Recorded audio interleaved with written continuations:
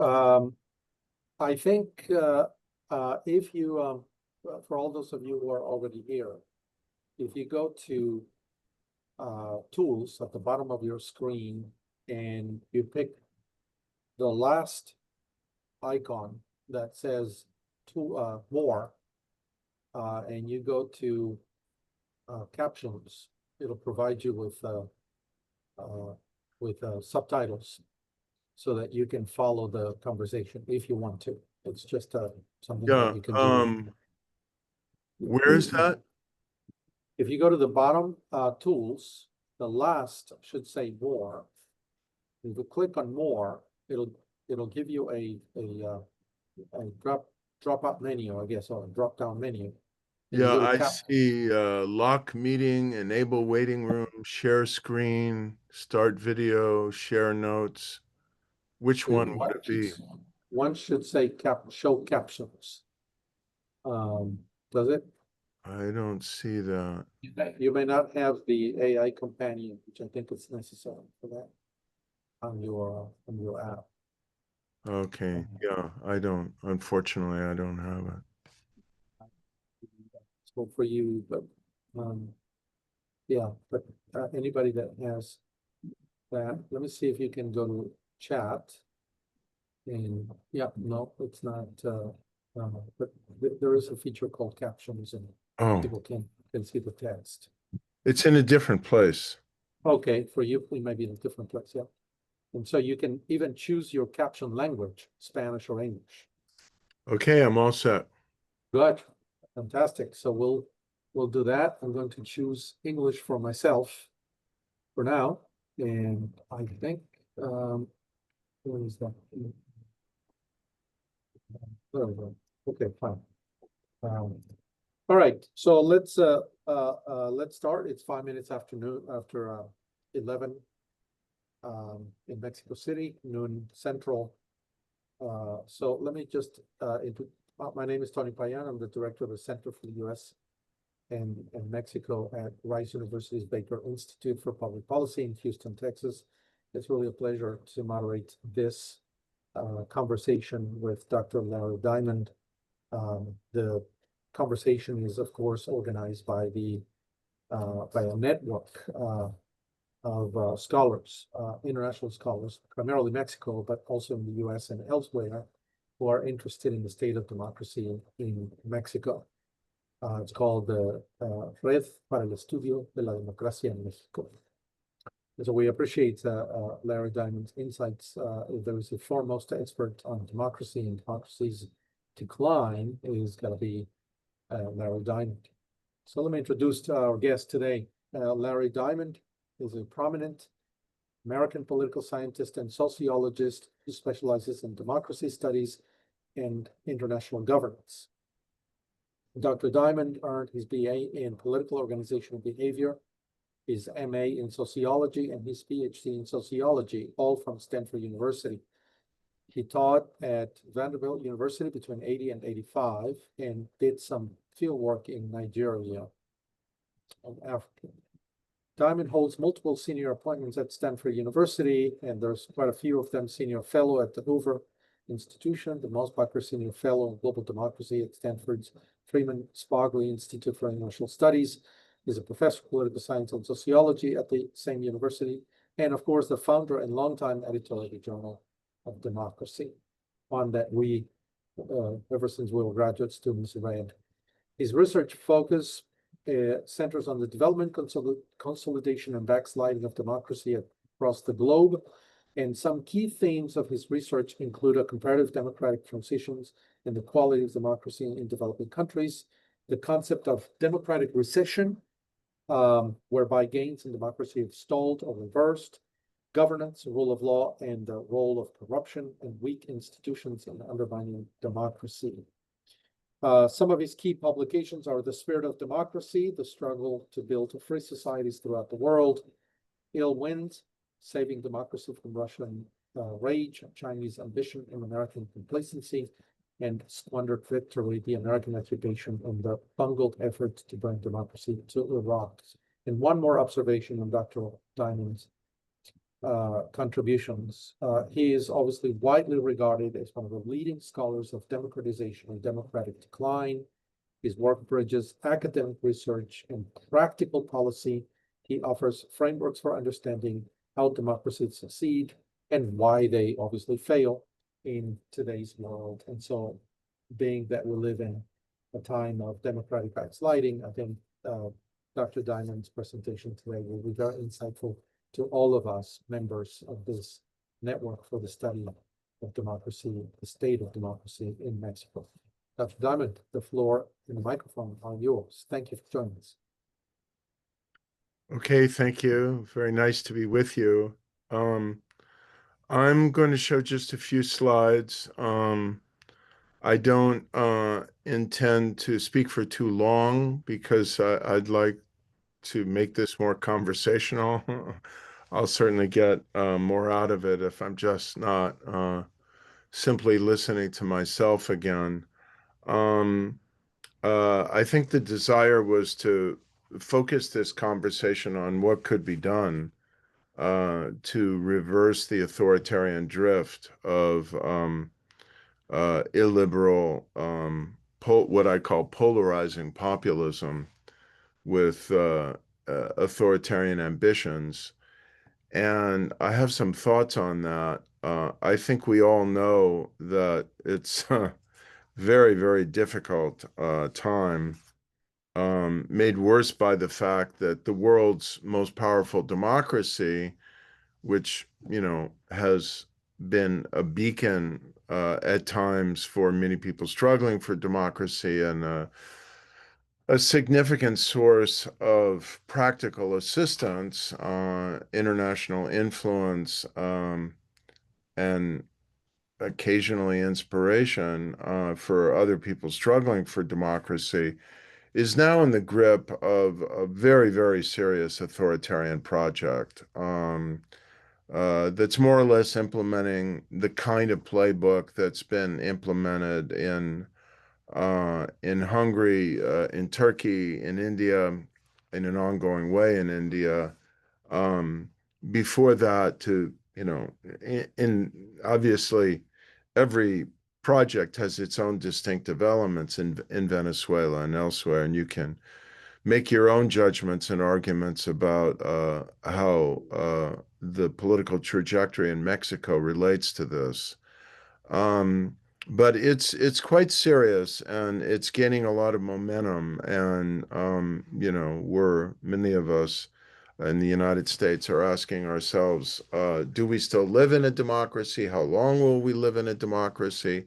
How do we know if we're not living in a democracy anymore?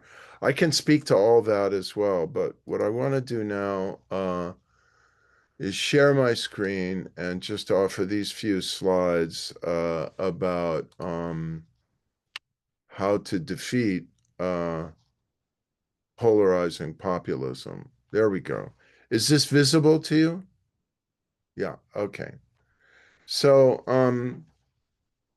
the first point I want to make, which we are arguing quite intensely and passionately in the US right now, is that timing is absolutely crucial. And you don't really know how rapidly these people will move once they take power, but, they have watched one another and drawn a lot of lessons and in a perverse way, inspiration, from one another. So they're not starting from scratch. They come into power with a certain amount of learning techniques and so on and so forth.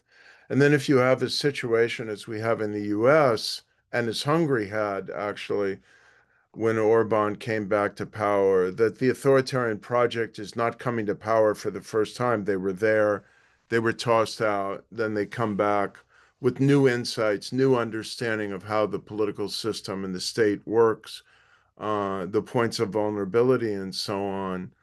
You don't know how much time you have. So early intervention is really crucial.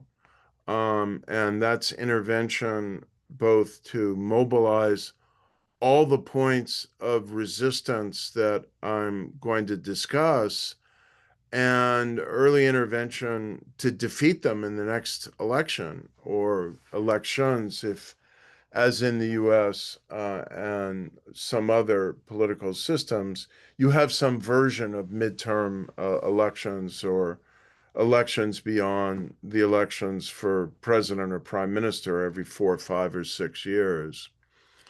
The judicial system is really important. That is why I am really outraged and depressed. Again, I'll throw it back to you to comment on, by the judicial reform in Mexico, which I think just plays into the hands of authoritarian populism in the worst possible way. They all come in, these authoritarian populists, wanting to purge and remake the judiciary because it's one of the principal ways that they could be constrained and stymied.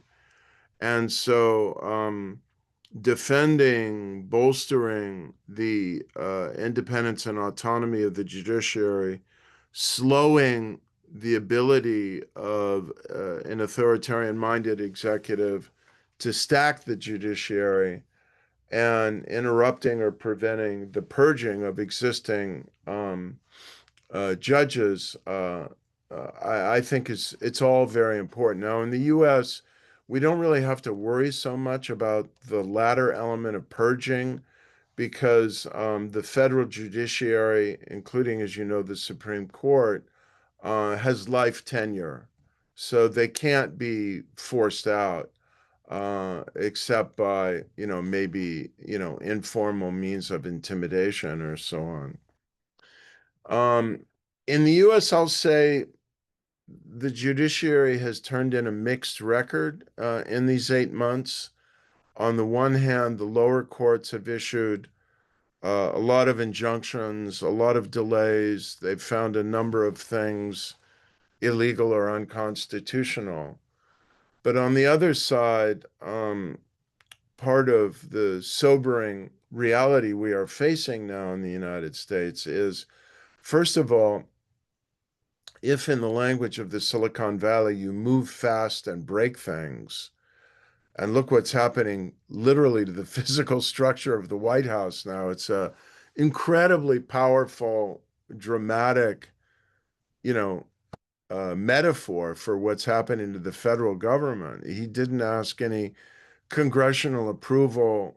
He didn't get any authorization. I don't know where he's getting the money for it, but Trump just tore down the physical structure of the East Wing of the White House and said, I don't care, I'm just going to tear it down and build a new building. And so he's doing a lot of that. And of course, some of the most serious elements of that were the destruction and closure of the U.S. Agency for International Development, the U.S. Institute of Peace. He's trying to move against the Voice of America, and the purging of many elements of and pieces of the domestic state, the purging of the military, senior officer corps, the Justice Department, and so on. And the courts, when you act fast, the courts have to scramble to keep up. And sometimes, even if they rule that what's been done is illegal and even unconstitutional, it's done. How are you going to reassemble the U.S. Agency for International Development at this point? One would like to see, and it could be an important element of restraint, legislative resistance and legislative oversight and legislative obstruction of the authoritarian project. But, if you have a parliamentary system, as in Hungary, then or India, by definition, if the prime minister comes to power, unless he's got a fragile coalition, he can, neutralize that. And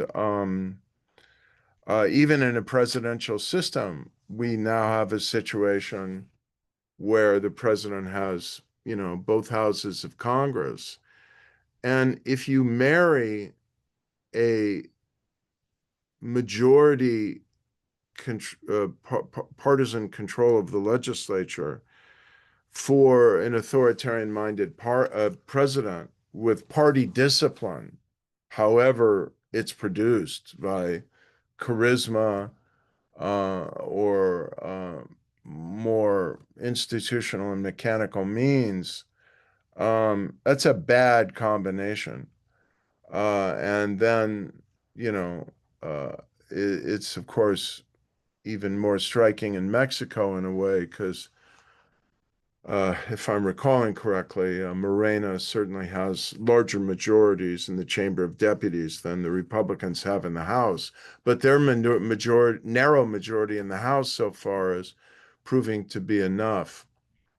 The fourth element of resistance comes from the professionalism of the civil service and the career bureaucracy, what's dismissed as the deep state, but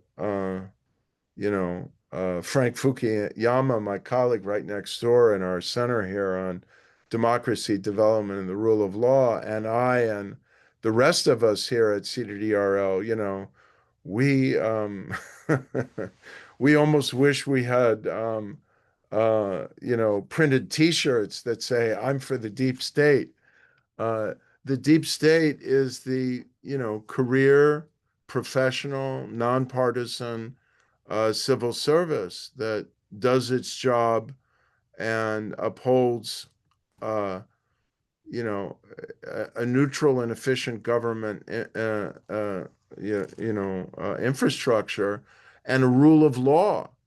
And if you deconstruct the deep state in the Justice Department, in our Federal Bureau of Investigation, what you get is a personalized state. What you get is lawfare. What you get is one of my favorite phrases from authoritarian populism. In this case, we have to go all the way back to the 1930s to recall it.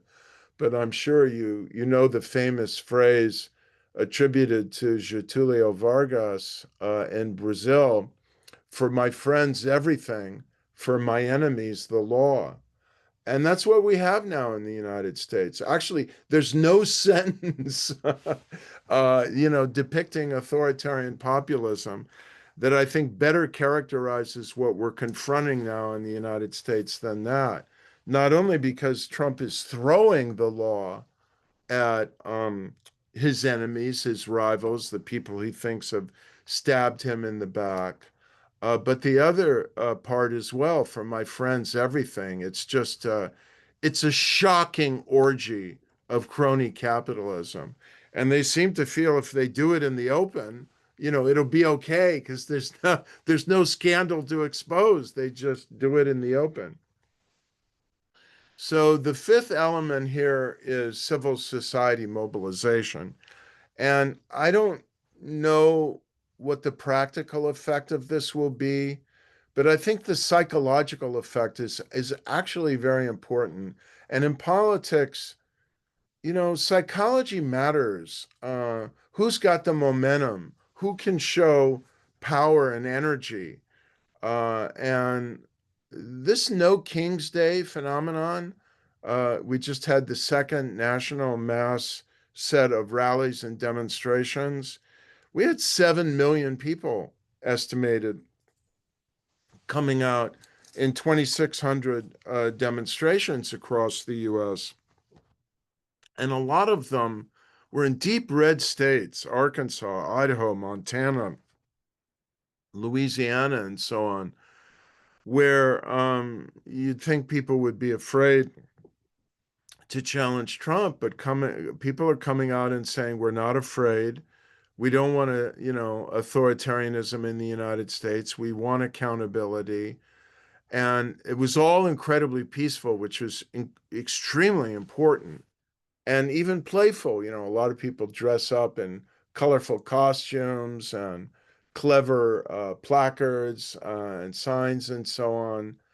And I think this is helping to generate momentum for the resistance, the opposition, and also a certain degree of ridicule of the authoritarian incumbent, the authoritarian project, which also kind of undermines what they're doing.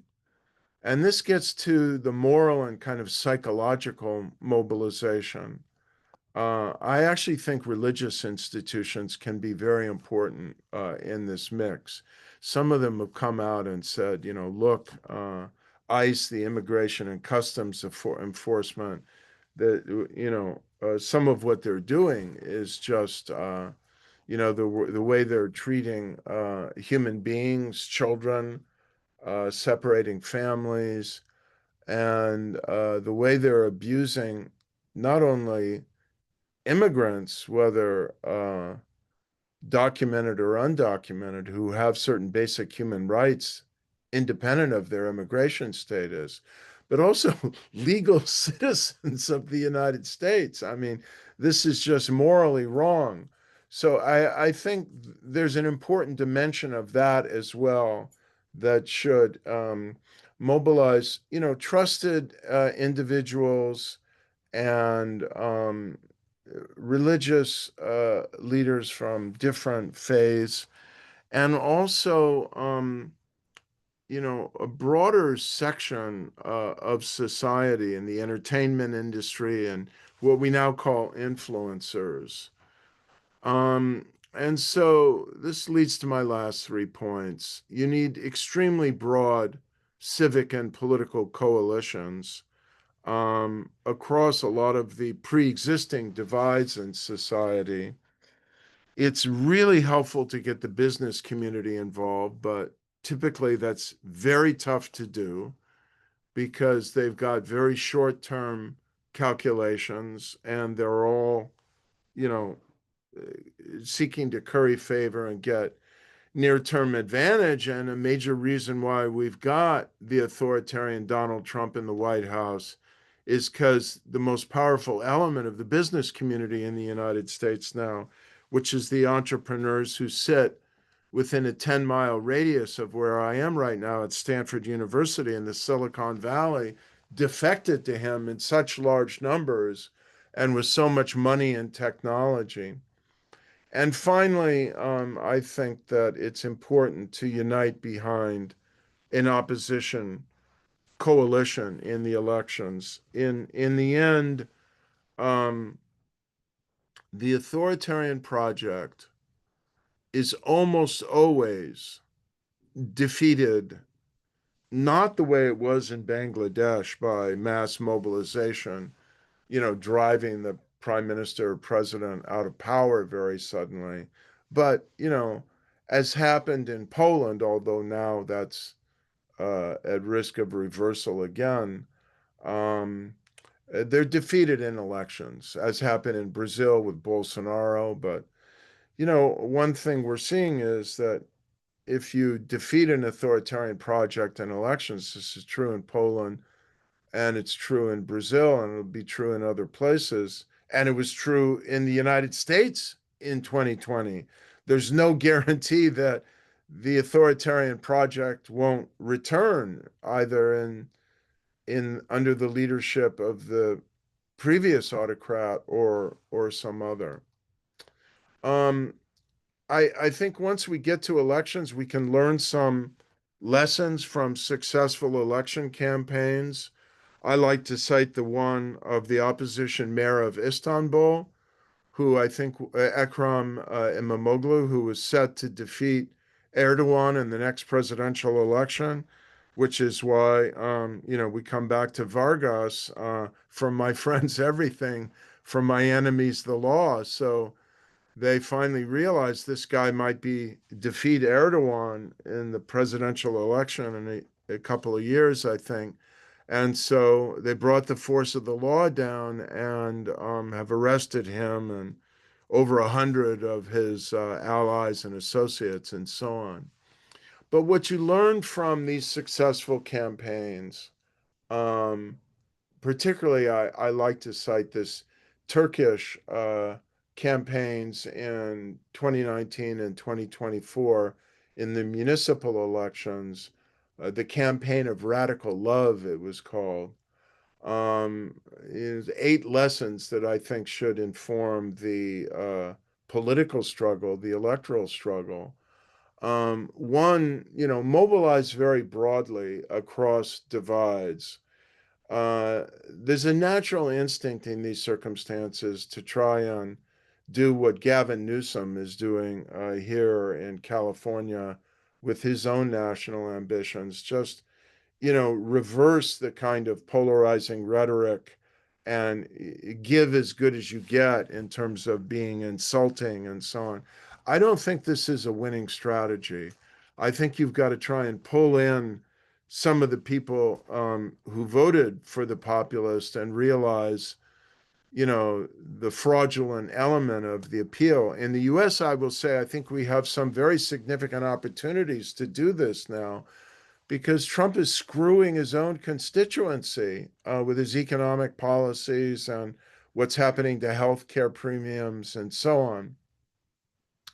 Secondly, then you unify, you bring together, as I said before, a very broad base with an inclusive strategy. And third, related to the first and the kind of rhetorical posture, you don't, I think ridicule is fine, particularly coming from comedians. But I don't think name calling, verbal abuse, I don't call Trump a fascist. It tends to just close a lot of doors of argument. Um, I think you can call him uh, an aspiring autocrat because that's true. And somehow this language, because it goes back to the American Revolution of no kings, that has really resonated with people. And it's really widened the circle that's bringing people in. So the campaign of radical love, a lot of the logic of it in Turkey was to show engagement and empathy and humanity and connection and even love broadly across the political divides, even to people who had previously supported President Erdogan. So you cut across the logic of polarization by trying to neutralize the politics of resentment. Now, you can and should campaign against the corruption and violation of the Constitution, the laws, civil liberties of the autocrat, but it's not enough to win. You have to have a positive, issues-based campaign that focuses on the policy failings and vulnerabilities of the incumbent populist. And Law and Justice in Poland was vulnerable in this regard. Orban is going to be vulnerable in this regard. People are fed up with the corruption. The economy is not doing well in Hungary. If there's even a faint resemblance of a free and fair election, it looks like Orban's going to lose next time in Hungary.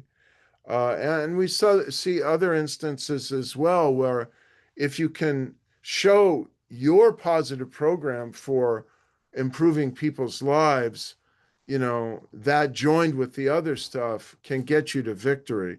I do think people continue to vote heavily on economic issues and aspirations. A sixth lesson is don't let the populace hijack nationalism, to take back the flag and to portray patriotism as something that includes democracy and the country's democratic legacy. And I've been very impressed with the discipline and positive spirit of the No Kings rallies across the US.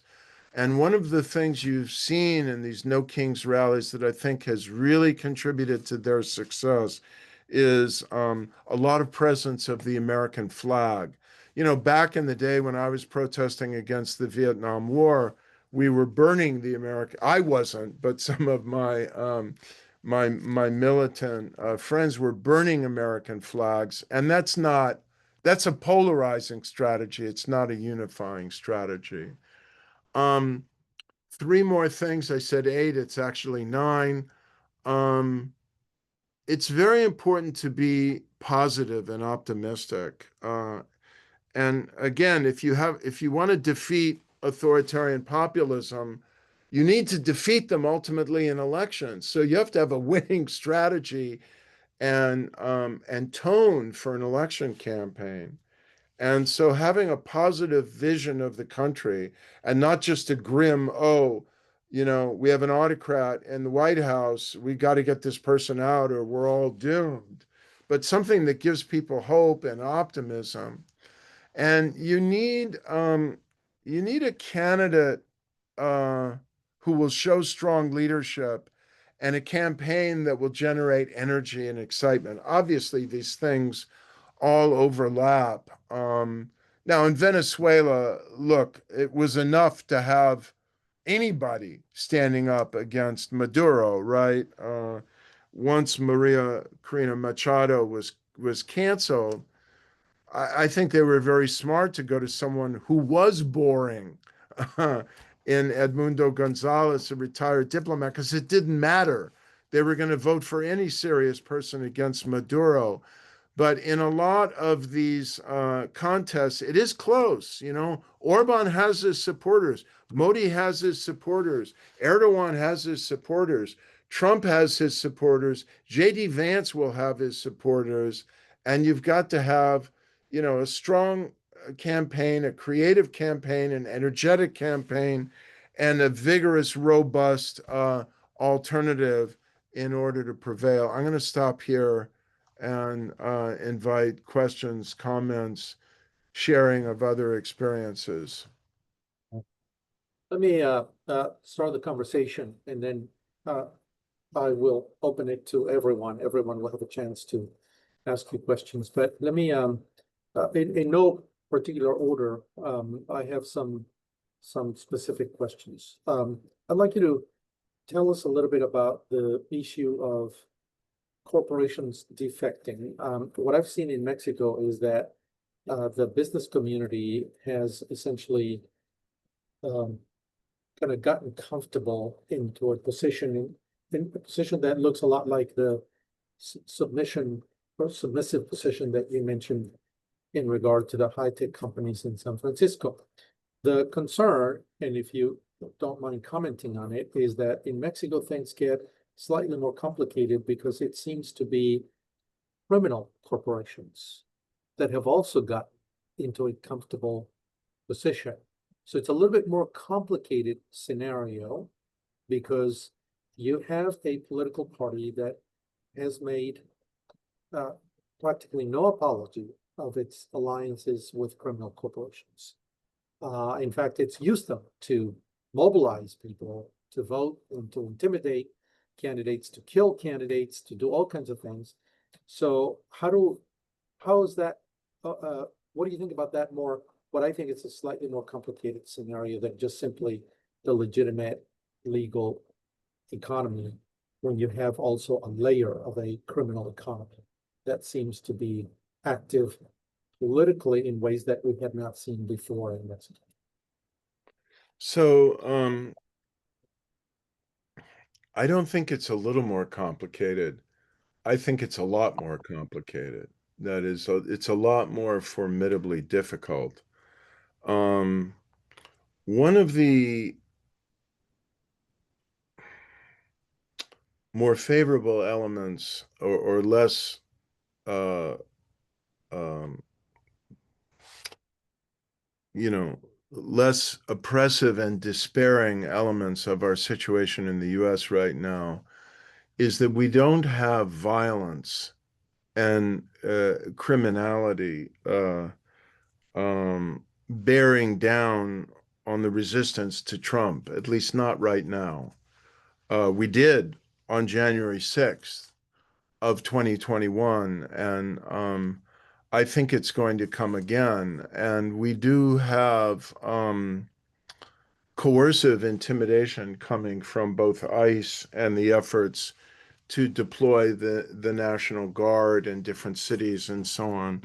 But the deployment of the National Guard, there's been a kind of heavily theatrical, bordering on, absurd element to this. And it has a clear purpose of intimidation, but it's had relatively little effect in terms of intimidation. Once you've got criminal organizations, narco traffickers, and so on, assassinating local officials, political candidates, judges who won't go along with the project, that's a really different situation. And I will say, I will back up and say in the US, there is a dark cloud over our situation now in this regard, which involves the rising pace of political assassinations and the death threats that many members of Congress and other office holders have been receiving. And that has helped to generate a climate of fear among not so much the general public, but among office holders. It is a factor, I think, in particularly incumbent Republicans not wanting to buck President Trump. And they have admitted that to some of their colleagues. But it's nothing like what you have faced in Mexico, what some other Latin American countries are facing now, and what sometimes prevails in India as well. And now I worry, as I said, that if you're electing judges and some of those judges are getting elected with the financial support, tacit endorsement, or at least scrutiny of organized criminal networks, that adds another layer of what you called complexity. So I don't have an answer for you because I don't know Mexico well enough to even pretend to have an answer for you. But I think that it seems to me, as a matter of democratic logic, that part of the answer has to involve popular mobilization for democracy and the rule of law, and that there may be new opportunities to do this in the digital era, where people can spread, um, uh, you know, themes, arguments, aspirations uh, in the digital sphere, and uh, show in the digital sphere in ways that might be more dangerous to show on the streets of a city or town, that the emperor, in the form of the incumbent government, which, if I can, with all due respect, say may also mean right now the empress, they have a lot of baggage. Um, Now, if you identify yourself online, you're also taking risk, right? But there are also ways of doing this, having clever and creative anonymous campaigns online. So I don't know. I will say in the end that the only way to stop this is at the ballot box. And what happens when you're back to a situation where you don't have free and fair elections? Then you really have an intensely circular problem.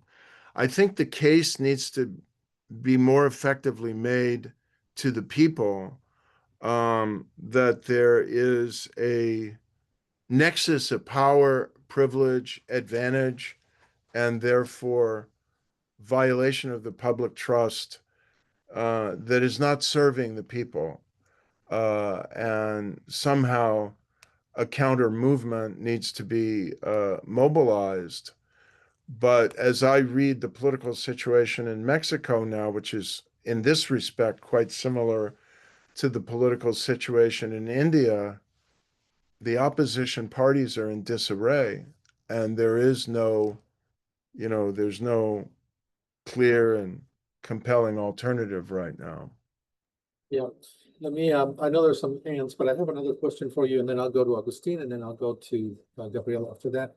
I recently read an article in which the author, a political scientist out of Texas, made the argument that we shouldn't really worry too much about these populisms. And he takes a look at, I think, I believe 16, but maybe under 20 different cases, periods, populist periods over time. And he says that populisms have a high death rate, that of the 20 or so cases that he examined, only 4 have actually lasted. That eventually they all face the music, and there was eventually a sort of a mobilization against them, and they get overthrown. And the author seems to take the tone that it's not that worrisome, that the probability of a authoritarian populist government may survive is actually very low. What would you make of this academic argument that, it's tough, but the likelihood is low that they will have an enduring power? So I think you can look at it skeptically, look at that argument skeptically in several ways. One skeptical approach can say, can look at the specific cases and say, well, okay, Peru, Ecuador, Bolivia, these are countries with a long history of institutional weakness. So in the end, populist authoritarian projects didn't get successfully institutionalized any better than democratic projects did. They're just chronically institutionally weak. But that doesn't mean that it's the same story for your particular country, whatever your particular country is. And I don't want to relax in the United States. And I frankly wouldn't recommend that you relax in Mexico under the general confidence that, oh, they don't last very long. Eventually it'll all pass. That may be true in some medium to small n survey of experiences with countries that vary a lot in their historical and institutional conditions. But it may not be true in the country that you care about. That's the first thing. The second thing is that the project may not survive, but the damage to the institutional health of democracy may be very long lasting. And here I would really submit, well, I think you could submit a number of Latin American countries, but one that's been on my mind for a while is Peru. And, Fujimori came in there. He had the populist authoritarian project. It was defeated the way others were defeated, popular mobilization and so on. But really, in the end, elections. Toledo defeated him and, started a return to democracy. But in a situation of institutional weakness and degradation from which Peru has really not recovered. Now, you don't want to idealize what preceded Fujimori and say all was sweetness and light before. Otherwise, Fujimori couldn't have gotten away with the autogolpe in the first place, right? But the legacy of institutional weakness, decay, and cynicism can be long lasting. And the second extremely cautionary note that I would register here, and that is weighing very heavily on democratic forces and in Central and Eastern Europe now is okay, you defeat law and justice in Poland. You bring a civic coalition back to power, and an observer of the most casual acquaintance can say, okay, we don't have to worry about that anymore. Democracy's restored in Poland. Except it's not, because Law and Justice spent 8 years stacking the courts, stacking the law enforcement agencies, rewriting the rules in ways that have deeply embedded authoritarian presences in you know the law enforcement apparatus, the bureaucracy, the judiciary, the military, the security apparatus. And so even an authoritarian interlude or an authoritarian populist interlude of 1 or 2 terms, 4, 5, 8, 10 years, can leave a host of vexing problems in terms of restoring democracy. And then you get to a situation which many democratic intellectuals, politicians, strategists are debating now in Central and Eastern Europe. I think it's one of the most interesting debate in democratic theory and practice in the world now is, at that point, do you use irregular means? Do you violate the letter of the law in order to reverse these authoritarian implants and impositions and purge these actors with authoritarian intent who were implanted there by the previous elected autocrats? It's an agonizing problem. So there is nothing in this situation that I think should caution or should counsel relaxation or a some attitude of more patient, philosophical, let's let time pass. This is a real crisis. One more question on my part before I get to the list of questions that are going to emerge in a minute. Back to Mexico's case. I think Mexico is in a very particular position. Those of us who study Mexico very closely realize that Mexico is a country at this minute with a populist authoritarian project that wants to eat its cake and have it too. What do I mean by that? You have half of the country is a modern economy, middle class, kind of going along. Somebody described it in the Mexico Country Outlook last week that we hosted at the Baker Institute as the Mexico pujante, that Mexico that pushes forward. But the other half is a pre-modern Mexico. The legacy of people who've been down and out in an informal economy, poor, low income, low education, on and on. And that's two. But in the last 30 years, Mexico has been inserted into the global economy. It's a country with the most free trade agreements. And you have a populist regime that is both trying to keep the USMCA and access to the US market and capital and sort of, take advantage of that and then use that openness to then co-opt and maintain power by building a clientele on the pre-modern Mexico primarily.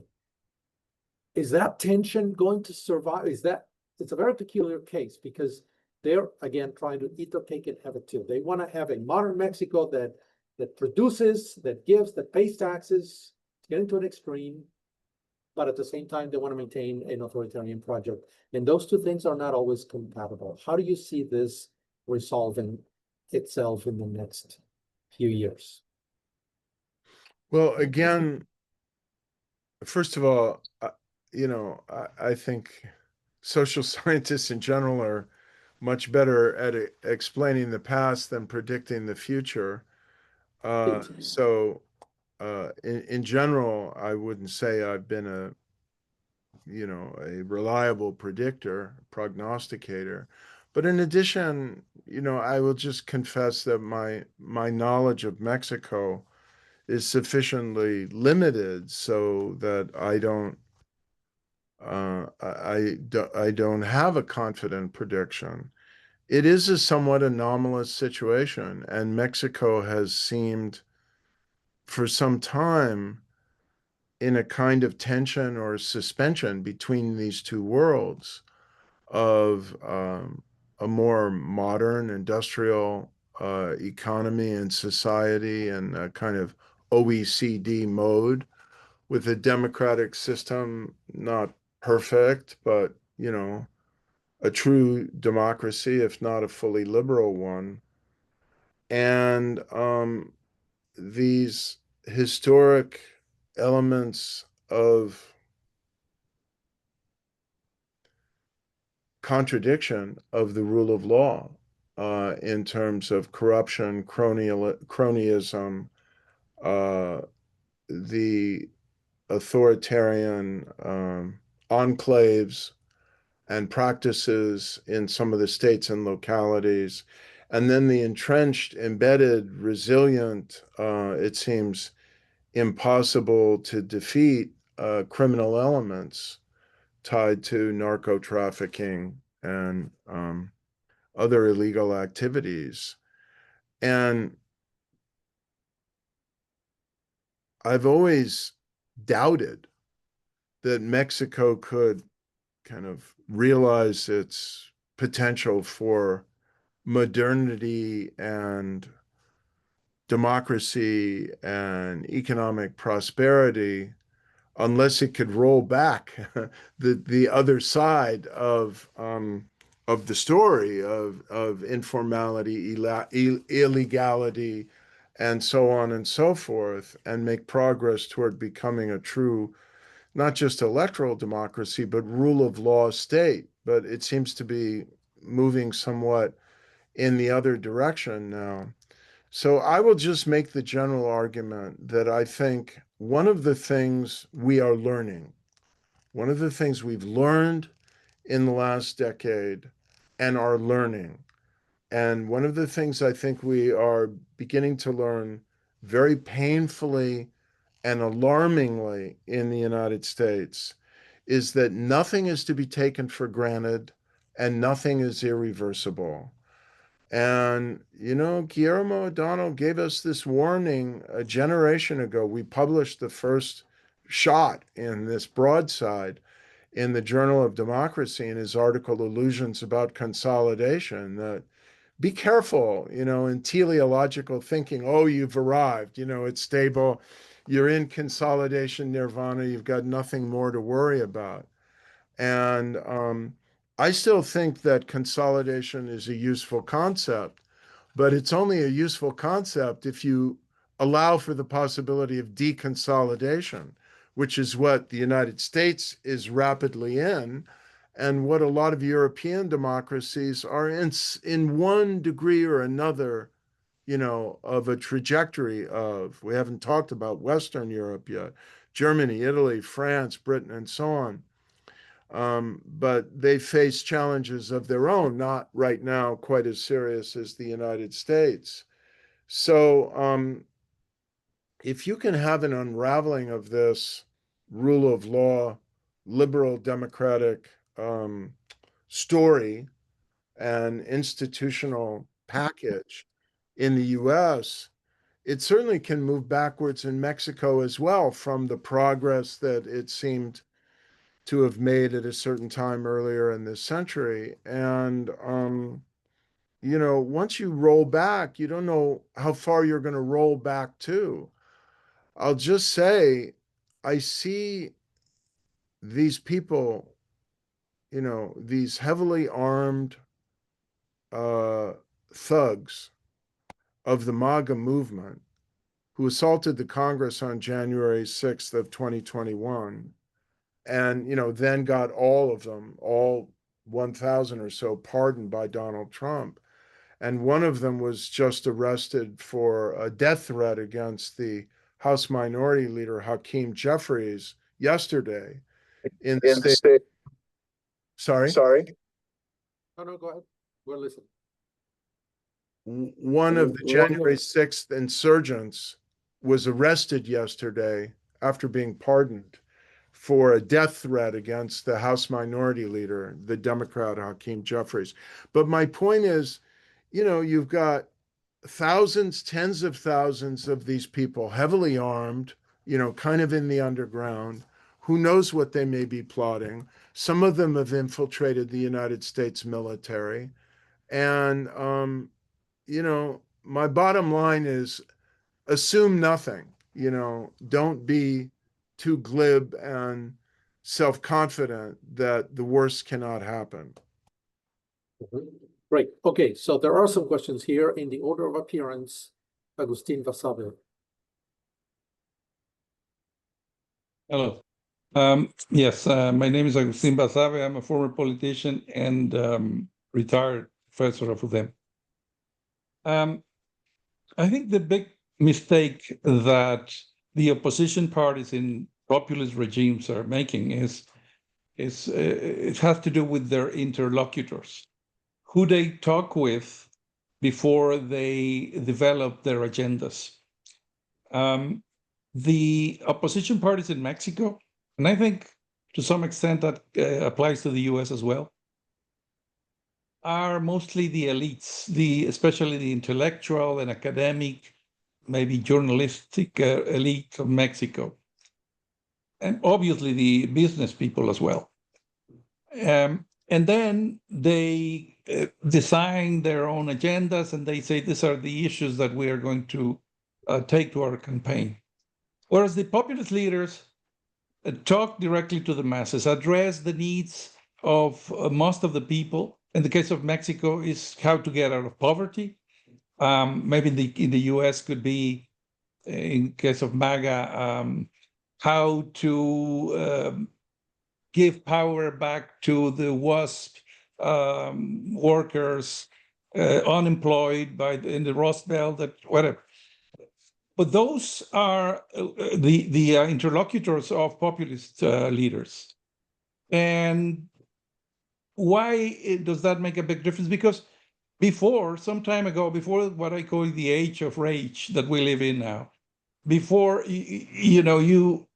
whatever the elites, we call them the red circle, whatever the red circle thought was gradually translated into what everybody thought. What it was a cultural triumph, and everybody took those ideas, and then the red circle influenced the green circle, the masses. Well, that doesn't happen anymore. In the age of rage, whatever the elites say is automatically rejected by the masses.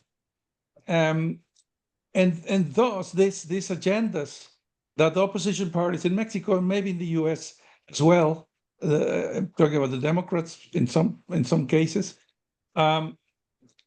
talk about things that most of the people in their countries don't care about. In Mexico, I'm against the populist regime of the fourth T, or the fourth transformation, as they call it. But I don't want to talk about things that interest the academics in federalism in Mexico, and some of the issues that we care about that people don't care about. And by the way, authoritarianism is not something that the masses reject. It's appealing to them.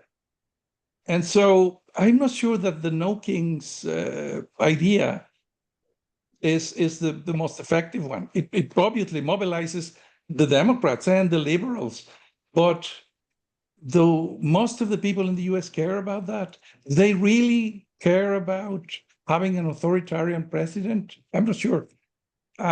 In Mexico, certainly, most of the people, and here we have a vast majority, I mean, on the populist side, the current governing party, Morena, the president has maybe 70 or more % of approval rate, and they won Q1 with 60% of the votes.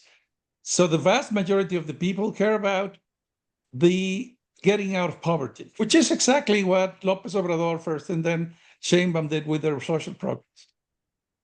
And the opposition is just chasing around all these themes that are very interesting in the academia, but do not mobilize people. Now, there's a concept that I find very interesting. Was the first time I saw about it was with a rather obscure academic in Britain. His name is Barker, in early last century, who talked about the inverse or reverse representation and said the populist leader does not represent the people. The people represents the populist leader. Once, and he didn't say that, but this is my addenda. Once the populist leader addresses the needs, the most urgent, important needs of the people, in the case of most countries is poverty, and you give them money, you do the social programs, you are going to get their support for everything else. And everything else that you say will be applauded by them.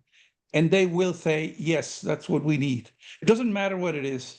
You are solving the most urgent, important need of the people. And then anything else you say will be applauded and accepted by the people in Mexico. Yeah, that's a really interesting point, Agustin, because I think it's exactly what I think is happening in Mexico. Larry, do you think that this is this relationship between the leader and the people, because they use that kind of language, and if we unpack that, what Agustin is talking about is a good way to understand what is happening today. I think the statement of this earlier political scientist is sort of provocative. I don't know what you think. Okay, thank you, Agustin. I really appreciate that. I think it's a very insightful and valid intervention. Yeah, populists discern what the people want and give it to them, and the people reward the populace with their support for addressing their real needs. And if that happens and they feel like their needs are met and their lives are better, it's a hard secular chain of causation to break in the near term. But it eventually breaks down because of human nature. And human nature is such that if you don't have constraints on power, if you don't have monitoring and oversight, if you don't have checks and balances, you get eventually corruption, self-seeking governance, and ineffective governance, crony capitalism, and escalating incapacity to address popular needs. And the whole project begins to look more and more fraudulent and self-seeking. And this is the point at which the populace can be defeated, because the people see that if they were delivering, they no longer are delivering. And they're more delivering for their business cronies, their family members themselves, their corrupt alliances, than for, quote, the people. And they become politically vulnerable, electorally vulnerable. So this dynamic that you describe of the way populists discern what people need and deliver it to them, it may work for a while, but in the absence of accountability, transparency, checks and balances, and so on, it usually decays into something very morally and practically corrupt and underperforming.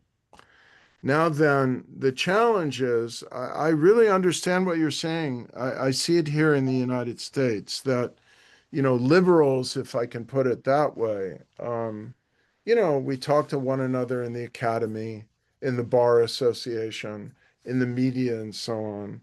But are we really grasping and capturing what ordinary people are feeling, their anxieties, their aspirations, their needs, and so on? And my answer would be that there's no intrinsic reason why people who are committed to democratic rules and procedures can't also be good at and committed to listening to ordinary people and discerning their needs and responding to them.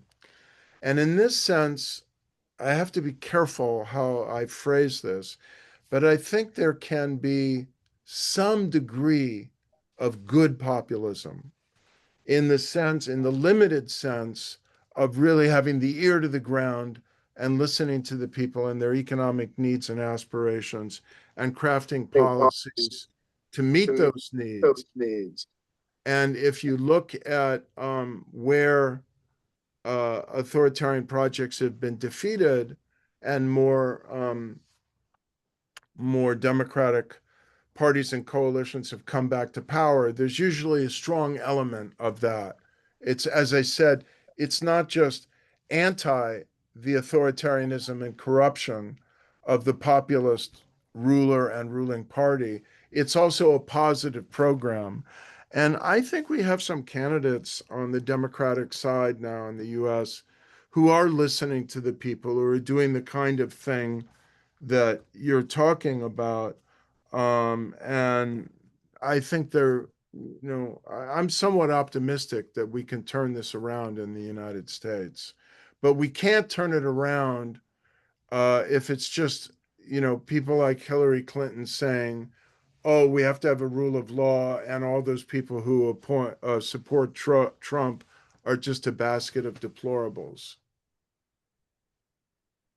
Yeah, I think just an observation to tag along that point.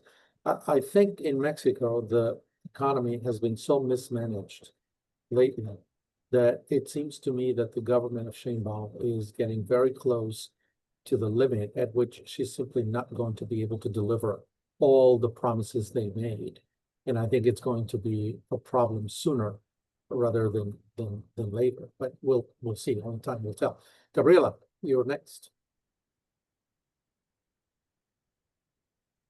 Thank you. Thank you so much for this opportunity. It is really great for many of us, for everyone here to be having this conversation with you, since we have read your work, we have quoted your work, used your work to teach our students. We used your work when we were students, so this is really amazing. Thank you so much. I want to elaborate a little bit on some of the ideas that Dr. Basabe already mentioned, because there is something that it's really intriguing to me in terms of timing, because you mentioned this and how it is crucial when we're dealing with authoritarianism and all this. It is very obvious to all of us that these leaders, as we have mentioned, they are just megalomaniacs. If we think about names to call them, I think it's very precise to say that they are just megalomaniac, but they have very attractive and appealing attributes: confidence and strong leadership. And as Dr. Basabe mentioned, this is really something that connects to a lot of people. But these attributes, at least to me and my understanding, usually are just cover-ups. They compensate for their many shortcomings in terms of ignorance, especially of history, and sometimes even strategic aspects of the economy and other public policy issues. But people don't see that when they vote. They don't see that. They see these appealing characteristics and features. And in the end, I'm sorry for my simplistic view, but they are just jerks. And people don't see that. They are just jerks that have decision-making power. But the lessons that you mentioned, they give us some idea of the type of opposition leadership that we need. I always tell my students and colleagues, what we need is the confidence, the leadership, but without the superiority complex, without this idea of grandeur, with the humility that you mentioned. But my question is, do you think that this kind of leadership exists today in the pool of potential candidates, at least in the United States? And I think it will be a very good example for all leadership around the world, because people pay attention on what is permissible and what it is not in other countries. So do you think that kind of leadership exists today? Or maybe we need to start paying more attention to the future and start building these leaderships today in our classrooms. I always ask the same question: what can we do today in the classroom to erase these traces of potential like toxic leaderships that in maybe 20 years that will fly by, it's going to be upon us. So this is something that it's really intriguing to me. How do we manage time? Very good. Thank you, Gabriela. Dr. Diamond. So there are really two questions there. On one has to do with the crop of potential candidates in the Democratic Party next time, and whether there will be a sufficiently strong and compelling alternative to the next iteration of the MAGA movement. I have to say, really, Donald Trump cannot run again for president. The Constitution is very clear on this. This is not going to happen. But, you know, J.D. Vance could be worse. He's younger. He's intellectually sharper. He's even less appealing, I think, than Trump. But, you know, you can't underestimate him. And so the historical burden on the Democratic Party to come up with a candidate with the mix of qualities that you describe is not diminished by the fact that Trump won't be able to run again. And I think there are several governors who might fill the bill. I don't consider Newsom one of them because I think he's kind of got elements of shallowness that and elitism that I don't think will fly well. You know, the famous incident is of him throwing a big birthday party for himself in the Napa Valley at one of the most expensive restaurants in the United States during COVID, when he was telling all the residents of California to shelter in place. And I don't think you can live down that sort of thing, particularly when it seems to speak to longstanding questions about his character. But the governor of Illinois, J.B. Pritzker, is standing up very strong. The governor of Pennsylvania, Josh Shapiro, the governor of Maryland, Wes Moore. I think these will be very strong candidates. Murphy, potentially, I guess. There's a congressman, my local congressman, who was the co-chair of Bernie Sanders' 2020 presidential campaign, a man named Ro Khanna, Khanna, whose family is originally from India. He was born in Pennsylvania. And he's an interesting synthesis of pretty progressive person on a lot of economic policies, closely allied with Bernie Sanders, but very attuned to the technology industry and the need to, you know, capitalize on the AI revolution to generate new jobs. And he's constantly going to blue collar and Trump constituencies and talking to these groups, listening to them, doing what was suggested earlier is important in terms of listening to the people. I think he's actually going to be a very strong candidate. There's a few senators also who might be, you know, strong candidates. I think we'll emerge with a strong Democratic candidate who will be able to combine talents in that way. If the candidate is too passive or too intellectual, I agree with the implication of your question. They're likely to lose. As for young people and what we inculcate in them, we're doing a lot of work on this at Stanford to try and get people to have mutually respectful dialogue across difference.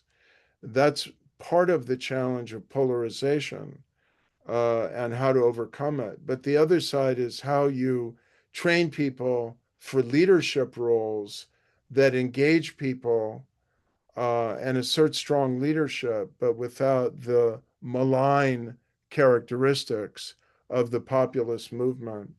I want to say as well that here, I think that, some degree of ethics training and moral reflection is very important.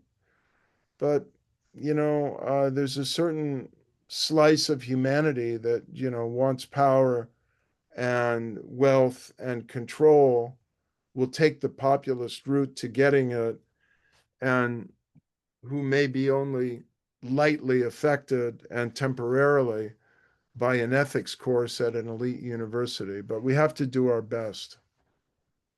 Thank you. We have a couple of questions and a few more minutes. Fredman. Thank you, Tony.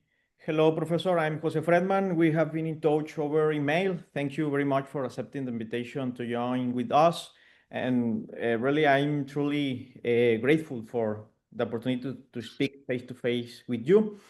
As you said, I think the political timing count. And today, as you can see, we are in Mexico, we are waiting for or looking for the democratic actor who take advantage of the momentum. And I remember a couple of weeks ago, Lawrence Whitehead told me told me about the lack of the elite circulation instituted by AMLO here in Mexico, turning Morena into something like a pressure cooker of internal conflicts, especially in the next elections. And with that in mind, and thinking about the Mexican case and Mexican context, how do local political resistance and the elite fragmentation shape the path of democracy? I believe that while formal mechanisms point toward consolidation under the ruling party, in this case Morena, local dynamics show more fragile and contested process. But I would really to hear your thoughts about the struggle of democracy from a subnational perspective. Thank you very much, Professor. Yeah.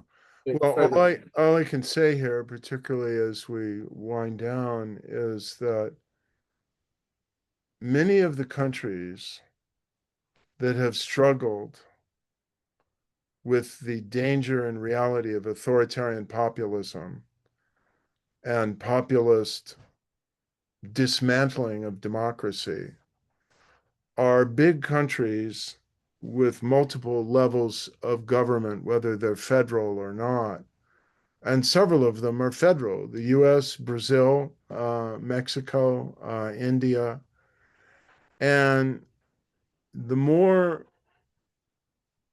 structured and institutionalized is the devolution of power and the reservation of particular powers for different levels of government, and the at least partially autonomous election of local and state officials, the more opportunities there are for cracks in the authoritarian institutional march of, conquest. And this more easily happens if opposition parties are coming to power in certain states and municipalities and then become centers of non-compliance, centers of resistance. And this has happened in India, and Modi's been trying to figure out ways to defeat them and recapture these state governments. It certainly happened in the United States, where, big states like New York, California, Illinois, Pennsylvania are now governed by Democrats and are not complying and creating all kinds of problems for Trump and his authoritarian ambitions. In Mexico, it seems to be more complicated because now Morena, as I recall it, controls most of the state governments as well. but it doesn't mean that there's perfect alignment between the people who come to power in the state and the president and her party, or the former president and his influence over the party. So I thank God for federalism and devolution of power in these circumstances, because I do think it complicates authoritarian ambitions and the effort to create a pure hegemony of power, of centralized power. And it creates space and fissures that can be exploited much easier if there are different political parties in the mix between center and periphery, but possible, potentially, even if it's the same political party. And after all, Morena itself emerged from a split within a party. So who knows what might happen in the future. But I think your point is very interesting and relevant to this discussion. Thank you. Last question before we close, Rodrigo. Thank you, Tony. My name is Rodrigo Montes de Oca. I'm a scholar here at the Baker Institute. My question is, what is the role of think tanks and academia in the context that you just described? How can we help to fight against these authoritarian regimes? I don't know if you can give us some advice or share with us some lesson or recommendation. Thank you. So there's a particular answer to that now because of the unique circumstances of the United States, where to a degree that I have not seen in some of these other authoritarian projects, at least not nearly so early in the authoritarian trajectory, not quite in the same ways. You have the aspiring autocrat going after universities and trying to institutionally conquer them, control them, and force them into submission with his ideological projects and biases. And so in that circumstance, the overwhelming obligation of universities is to join together in non-compliance, in refusal to submit. I can't quote often enough the first dictum of Tim Snyder's little book on tyranny, his lessons about confronting tyranny. And the first one is, do not obey in advance. I just love the way he says that. So universities have to learn that there's strength in numbers.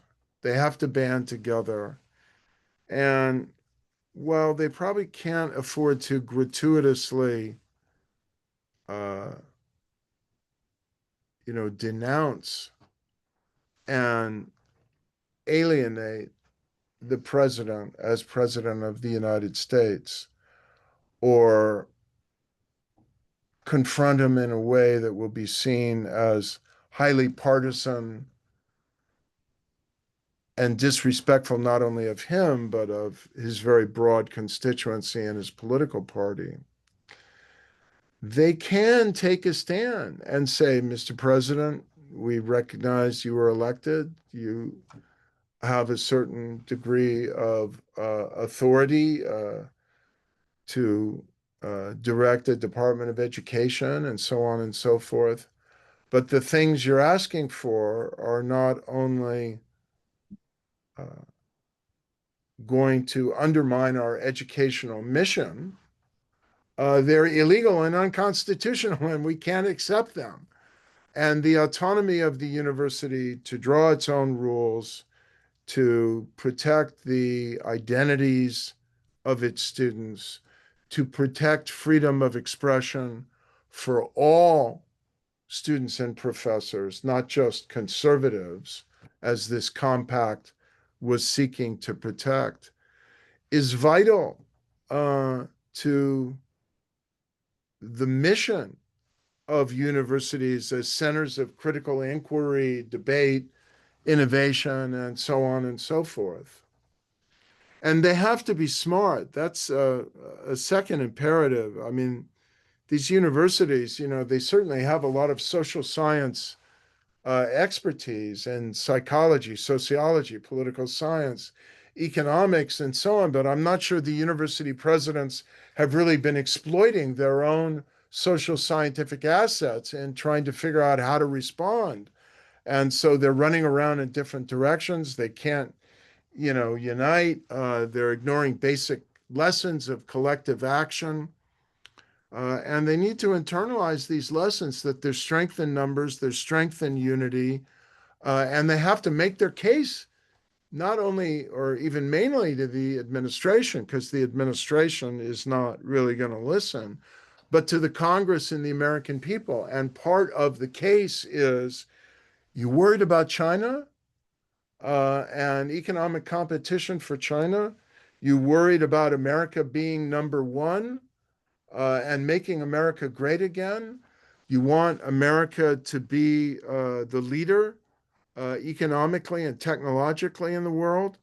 Well, you're not going to get there by going to war against the scientific and technological base of basic research and innovation that has put America in the lead in science and technology and artificial intelligence, in space, and so on and so forth, but now finds China surging forward in academic publications, in patents, and in so many other measures of economic and technological leadership.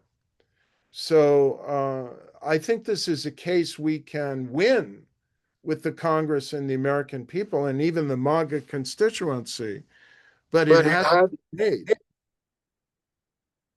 Well, I want to thank Dr. Lara Diamond for this really insightful conversation. Thank you for your time and your words. We know they're very valuable. I want to thank the Network for the Study of Democracy in Mexico, of course. I want to thank the Institute of Political Studies at the University of Monterrey. I want to thank the PhD program in Social Sciences at the Universidad de Ciudad Juárez, and of course the Center for the U.S. and Mexico here at the Baker Institute. And again, our appreciation, Dr. Diamond, and we certainly hope that one day we'll be able to both shake your hand in person and even take a picture with you. Thank you so much. Thank Till you. next time. Enjoyed the conversation. Thank you. Thank you, Professor. Bye. Bye-bye.